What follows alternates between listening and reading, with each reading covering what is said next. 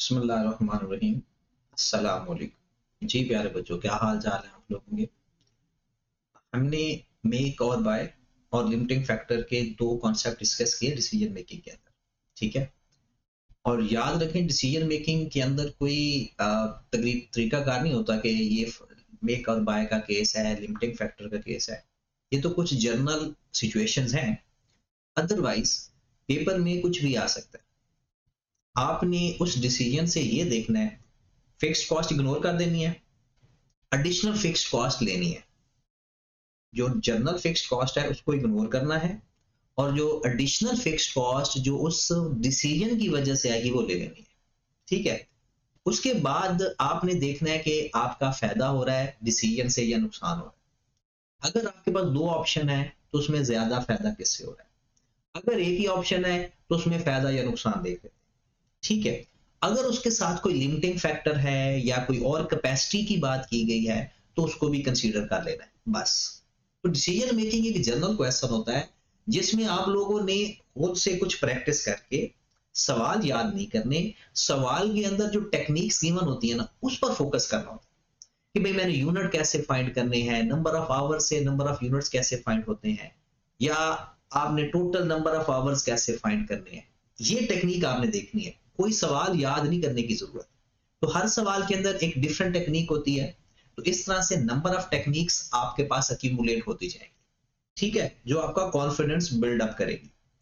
तो आज हमने जो कॉन्सेप्ट सीखना है वो कुछ फर्दर प्रोसेसिंग कॉस्ट का कॉन्सेप्ट है। Further processing cost.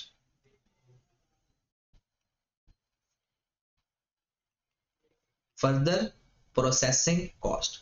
अब फर्दर प्रोसेसिंग कॉस्ट का मतलब क्या है। फर्दर प्रोसेसिंग कॉस्ट का मतलब है कि ए कंपनी अगर सपोज दैट यूनिट बनाती है ए और बी, लेकिन ये फाइनल प्रोडक्ट नहीं है, ये एक रॉ प्रोडक्ट है और ये इसको उसी हालत में ही बेच देती है। अब उसका प्लान ये बन रहा है कि क्या हम इसको इसी हालत में ही बेचते रहें या इसको फाइनल प्रोडक्ट बनाकर बेचें। अब होता क्या है, ये प्रोसेस अकाउंट के अंदर सीखते हैं हम कि सपोज ए और बी बनाते हुए ज्वाइंट कॉस्ट लग रही है। ज्वाइंट कॉस्ट का मतलब ये हुआ कि आपने दोनों को साथ मिलाकर ही बना रहे हो, मतलब उसका मटेरियल सेम नेचर का है, लेबर भी वही काम कर रही है, तो आप उसको बना रहे हो। अब ज्वाइंट कॉस्ट जैसे लगे, सपोज दैट इसके आपने 100 यूनिट बना लिए, इसके आपने 50 यूनिट बना लिए, और टोटल कॉस्ट आपकी लग गई, सपोज मैं कह रहा हूं 3000।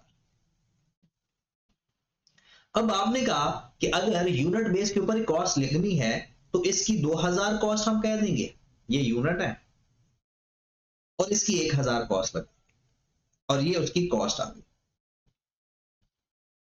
अब वो कहता है जब ये अलग अलग हो गए, या तो इनको इसी हालत में बेच दें, या जैसे ही अलग अलग हो गए सवाल में रिक्वायरमेंट आएगी ए के ऊपर या बी के ऊपर, कहता है भाई थोड़ी और कॉस्ट लगा लो। तो अगर आप बगैर फर्दर प्रोसेस के बेचते हो तो आपका जो ए यूनिट है वो बिक जाता है, सपोज दैट पर यूनिट के हिसाब से बात कर रहा हूं, 400 पर यूनिट का। कहता है ऐसा करो कि इसके ऊपर मजीद ₹100 पर यूनिट फर्दर कॉस्ट लगा लो, तो ये जो 500 में बिकेगा यूनिट ये बिक जाएगा जी 650 का। अब हम सोचेंगे कि अच्छा भाई 400 का यूनिट हम बेच रहे हैं, अगर 100 रुपए का खर्चा और कर दें तो बिकेगा कितना, 650 का। फायदा कितना होगा, 150 का। इसका मतलब है हमें 100 रुपए इसके ऊपर खर्च कर लेना चाहिए, क्योंकि एक्स्ट्रा फर्दर कॉस्ट 100 लगी और उसका जो बेनिफिट है वो 400 से 650 हो गया। अब यही सिनेरियो अगर ऐसे होता कि भाई 400 का नॉर्मल बिकता है बगैर फर्दर प्रोसेस करते, जैसे ही ज्वाइंट कॉस्ट से अलग हुआ था ना, ए का अलग कॉस्ट होगी, बी की अलग होगी, तो तब से 400 पर बिकेगा। अगर आप इसके ऊपर 100 रुपए का खर्चा और लगा ले, फर्दर कॉस्ट, तो ये बिक जाएगा, सपोज वो क्या देता है जी 580 रुपए का, 580 के लिए 480 का कर, 480 का।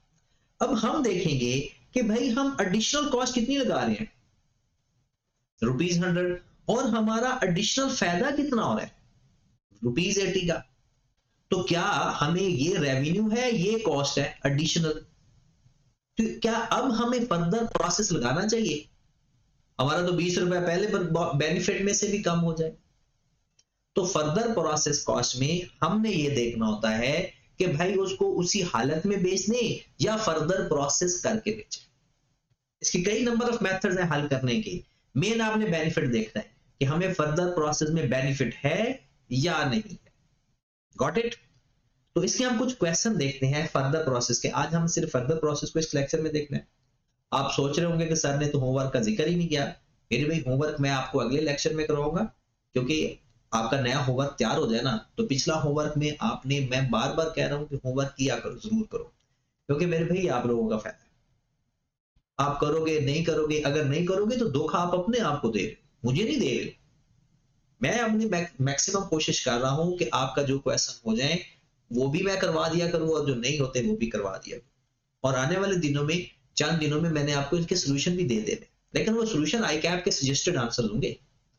और मैं आपको पता है कुछ तरीका ऊपर नीचे कर देता हूं ताकि ना थोड़ा आपको समझने में आसानी हो। और आई कैप का भी जो आंसर होता है वो सजेस्टेड होता है, तो इसलिए परेशान ना हुआ होना कि भाई हमारा तो आंसर में प्रोसीजर मैच नहीं कर रहा, प्रोसीजर ऊपर नीचे हो सकता है। ठीक है, चले जी आए जरा एक दो क्वेश्चन करते हैं, और इसके टोटल 3-4 क्वेश्चन आए हुए हैं पेपर में, तो आपको तरीकाकार मैं सिखा देता हूं। तो आए जरा, एक एग्जांपल नंबर 12 है, लिखा हुआ है कि a company produce 2 joint product from a common process. For every 100 kg of input to common process, output consists of 40 kg of joint product JP1, 60 kg of joint product JP2। कहता है 100 kg हम लगाते हैं, अब जितना 100 kg लगता है उसमें से 40 kg बन जाता है JP1 के, और 60 kg बन जाते हैं JP2 के। The cost of common process is 400 rupees per 100 kg, यानी जो 100 kg की कॉस्ट है वो 400 रुपए लगी। और JP1 कैन बी सोल्ड ₹10 पर केजी, और JP2 कैन बी सोल्ड ₹16 पर केजी। कहते हैं alternatively JP1 can be processed to make finished FP1। कहता है ऐसा भी है कि आप JP1 को उस हालत में ना बेचो, बल्कि उसको मजीद प्रोसेस करो, तो वो उसका नाम रख दो FP1। Cost of further processing consists of variable cost 6 rupees per kg and fixed cost 120,000 per year, यानी एक साल की कॉस्ट आ रही है fixed cost. Of these fixed costs, 96,000 would directly attributable the further processing cost। कहता है जो 1,20,000 है ना, उसके अंदर 96,000 जो कॉस्ट आ रही है वो फर्दर प्रोसेसिंग की वजह से आ रही है, तो ये रेलिवेंट है, इसको हम अपनी कॉस्ट का हिस्सा बनाएंगे, क्योंकि वो हमारे फर्दर प्रोसेस की वजह से हो रही है, चाहे फिक्स है चाहे वेरिएबल है। फिर उसके बाद कहता है and the remaining 24,000 would be an apportionment of general fixed cost, वो इग्नोर कर देते हैं। The further processing product FP1 would be sell ₹28 per KG. पहले वो कितने का बिक रहा था, JP1 बनाया ना, JP1 बिक रहा था 10 रुपए का। कहते हैं आप उसके ऊपर ये 6 रुपए का खर्चा करो, 96,000 की फर्दर कॉस्ट लगाओ, अब वो 28 रुपए का बिक जाए। It is estimated that 15,000 kg will be produce each year. कहता है पूरे साल के अंदर 15,000 kg JP1 के प्रोड्यूस होते हैं। देयर इज नो लॉसेस, कोई लॉस भी नहीं हुआ, मतलब जितने केजी लगाते हैं उतने केजी बच जाते हैं। ये जो लॉसेस का जिक्र है ना, ये प्रोसेस अकाउंट में आपने बहुत अच्छी तरह सीखना है, प्रोसेस अकाउंट से। वैसे यहां पर भी मैं साथ साथ बताता जाऊंगा।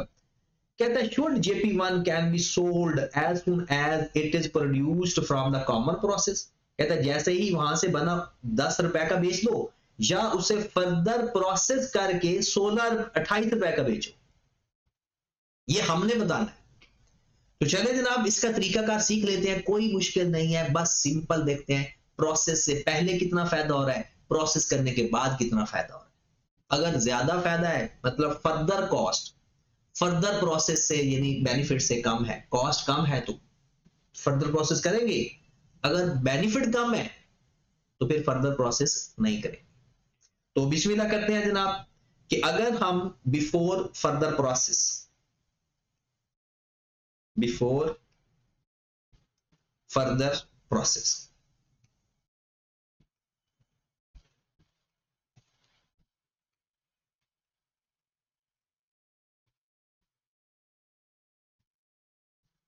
और आफ्टर फर्दर प्रोसेस,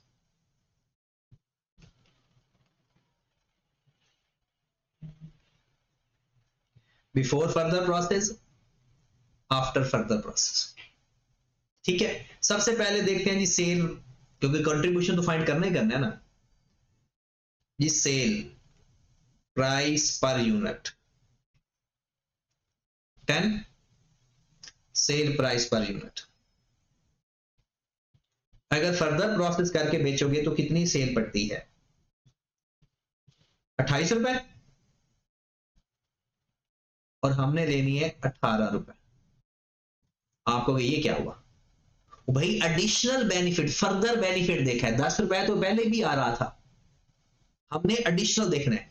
टोटल वाला तरीका भी है, टोटल से करेंगे ना तो फिर हमें पिछली कॉस्ट भी मेजर करनी पड़ेगी, तो वो हमारे लिए टेंशन की बात होगी।